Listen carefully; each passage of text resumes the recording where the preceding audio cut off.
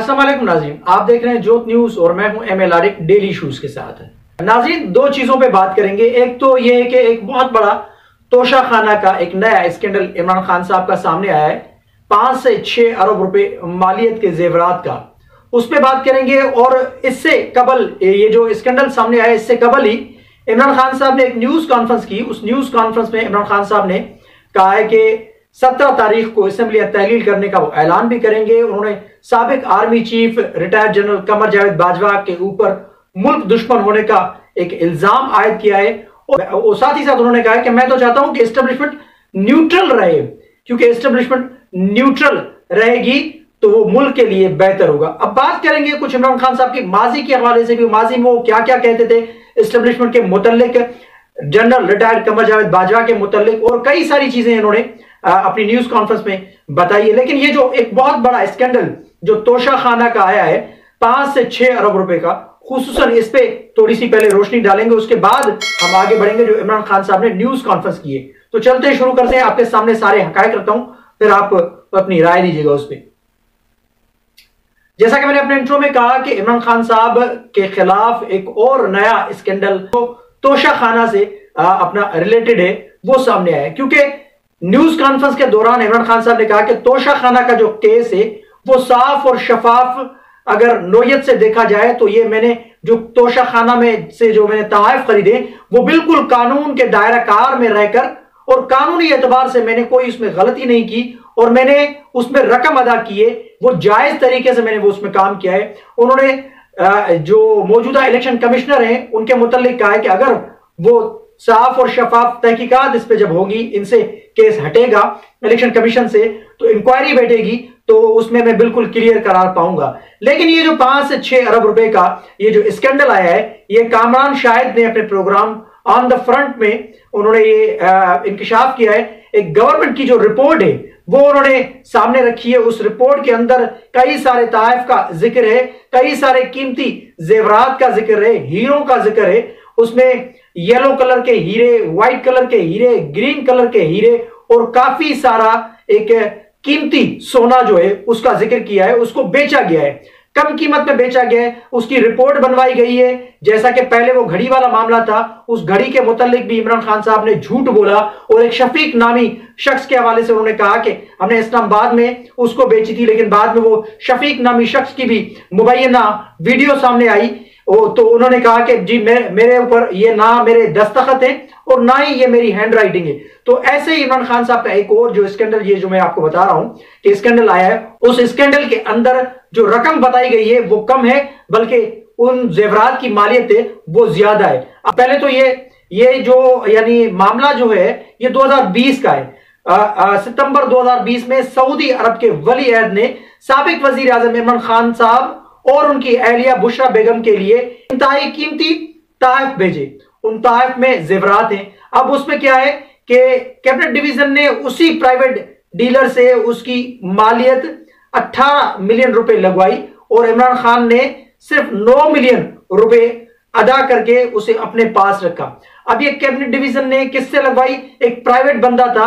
अच्छा, यही कीमत जो है वो कस्टम्स हुकाम की जानिब से भी ये लगाई गई थी, और जो बार बार कामरान शायद भी बता रहे कि कस्टम हुकाम की जानिब से भी वही रेट लगाया गया, उनकी वैल्यूएशन वही बताई गई है। फिर वही अपना जो प्राइवेट एक डीलर को जो यानी एक हायर किया गया, उसकी भी जानिब से वही वैल्यू लगाया गया जो कस्टम्स हुकाम की जानिब से लगा। और ये तोशा खाना का जो तहफ है, सबसे बड़ी बात देखिए, तोशा खाना किसी भी वजीर आजम को जो तहफ मिलते हैं, वो तहफ मिलने के बाद वो तोशा खाना में पहले जमा होते हैं, उसके बाद फिर वहां पर एक तरीकेकार है, एक कानूनी एक तरीकेकार है, उसके तहत वहां उसकी वैल्यूएशन कराई जाती है, फिर उसकी रकम 50% अदा की जाती है। लेकिन ये जो तहफ मिले ये सीधा सीधा खान साहब ने वजीर आजम हाउस में रखे, ना कि तोशा खाना में रखे। वजीर आजम हाउस में रखे गए, और वजीर आजम हाउस के अंदर ही एक प्राइवेट यानी बंदे को हायर किया गया, उसने वहां पर वैल्यूएशन की। उस वैल्यूएशन के मुताबिक इमरान खान साहब ने उसके 1.5 करोड़ रुपए अदा किए। जो 3 करोड़ रुपए उसने यानी टोटल मालियत उसकी बताई, लेकिन इसकी जो मालियत है 5 से 6 अरब है। इसकी जो रकम है जो कैबिनेट डिवीजन ने बताई कि इसकी मालियत 18 मिलियन रुपए लगवाई, और इमरान खान साहब ने सिर्फ 9 मिलियन रुपए अदा किए।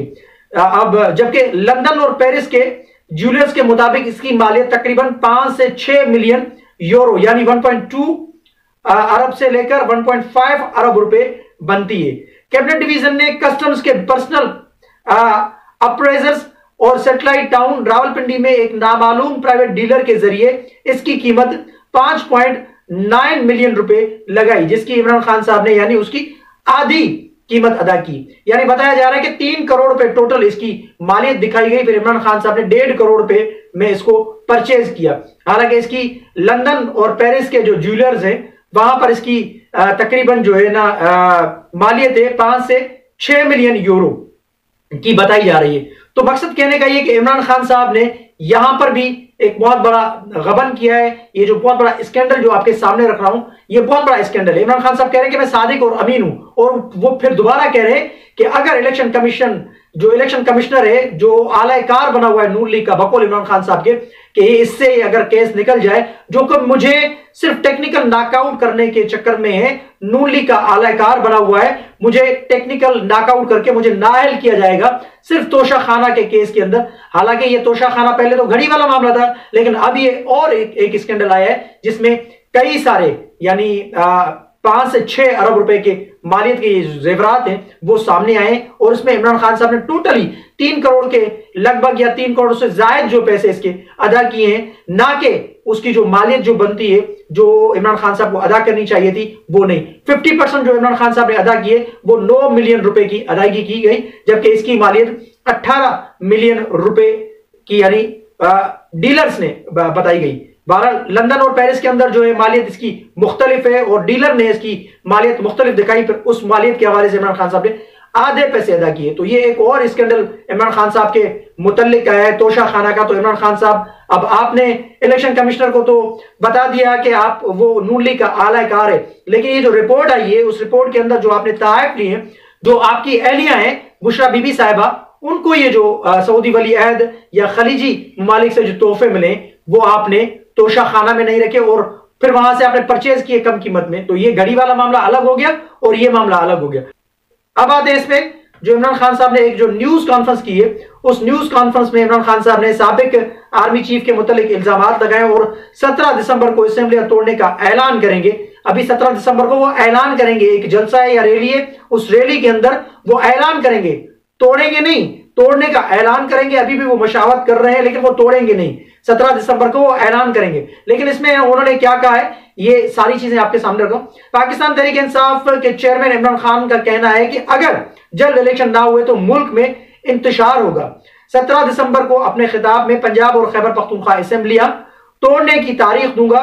हमारे अरकान कौमी असेंबली स्पीकर के सामने कहेंगे कि हमारे इस्तीफे कबूल करो। अभी अपने लोगों को तैयार करेंगे कि आपने स्पीकर्स के सामने पेश होकर कहना है कि हमारे इस्तीफे कबूल करो। आगे वो कहते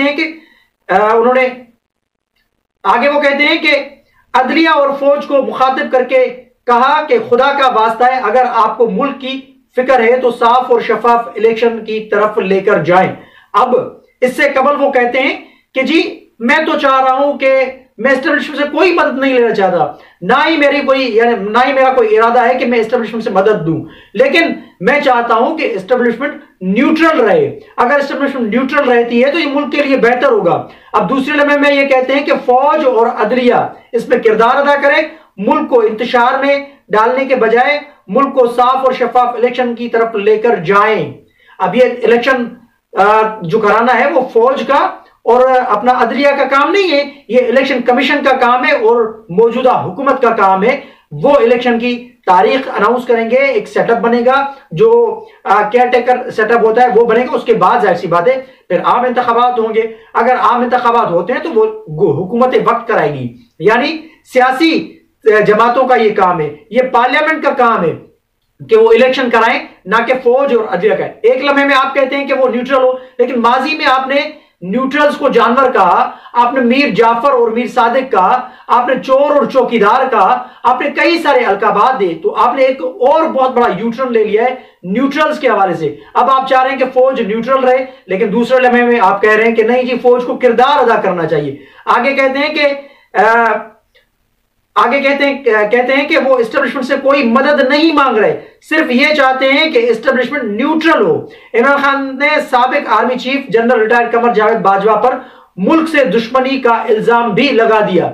अब जो इनके मौसिन थे, जिनकी वजह से इनकी हुकूमत पौने 4 साल तक चली, इनको यानी इनकी बैकबोन वो बने रहे, इनको कई सारी सपोर्ट दिलाई, इनको जो पैसे नहीं मिल रहे थे हमारे दोस्त ममालिक से, उनसे पैसे दिलवाए, इनकी हुकूमत को स्टेबल किया, इनकी हुकूमत को पौने 4 साल तक चलने दिया। और उनकी वजह से मोहसिन, जो साबिक army chief retire Qamar Javed Bajwa साहब थे, उनकी बदौलत इनकी गिरफ्तारी तक नहीं हुई। ये अपने मोहसिन को पाकिस्तान का दुश्मन करार दे रहे हैं। वो एक अलग बात है, जो किरदार है एस्टेब्लिशमेंट का, जिसका मैं बार बार जिक्र करता हूं कि फौज 75 साल के अंदर जो बदनाम हुई है, पहले कभी नहीं हुई थी। ये जो इन 4 सालों के अंदर जो फौज की बदनामी हुई, इससे पहले कभी फौज बदनाम नहीं।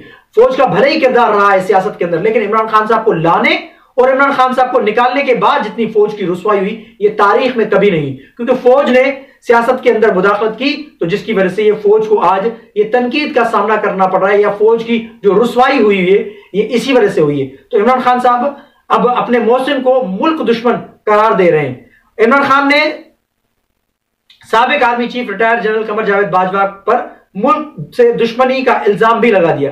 पीटीआई चेयरमैन ने कहा कि बाजवा ने पाकिस्तान के साथ वो किया जो कोई दुश्मन भी ना करे। जब हम हुकूमत में थे तो जनरल बाजवा ने कहा था कि एहतसाब को भूल जाएं।